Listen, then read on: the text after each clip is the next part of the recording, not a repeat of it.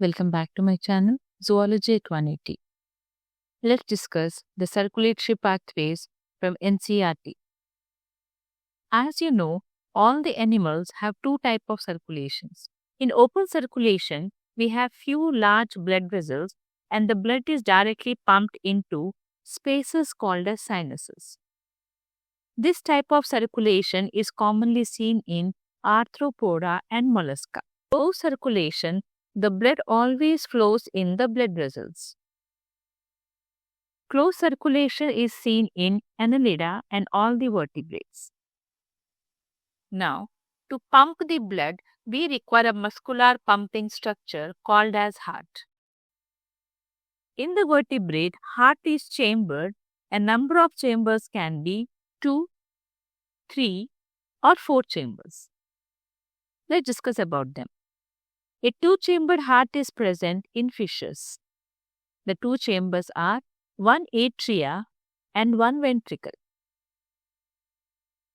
The blood from atria leads to the ventricle and this blood is deoxy. The deoxy blood travels to the gills where the blood becomes oxygenated and this oxygenated blood goes to the body parts. In the body part, blood again becomes deoxygenated and goes back into the atria. So heart is completely pumping deoxy blood. And as you see in the diagram, the blood passes only once through the heart and through the body parts. This is called as single circulation.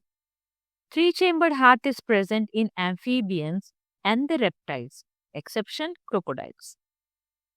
In heart of the frog, you can see the left part contains oxy blood from gills, lungs and skin, whereas the deoxy blood is collected in the right atria. But when the blood pumped into the ventricle, it gets mixed up. So blood passes twice in the atria, but only once in the ventricle. This type of circulation is called as incomplete double circulation. In the case of crocodiles, apes and mammals, we have four-chambered heart. There is no mixing of the blood either in the right or the left side, or the deoxy and oxy blood never get mixed up. Without any mixing of oxy and deoxy blood, the blood is circulated. This is called as double circulation. Keep following for more such videos. Thank you.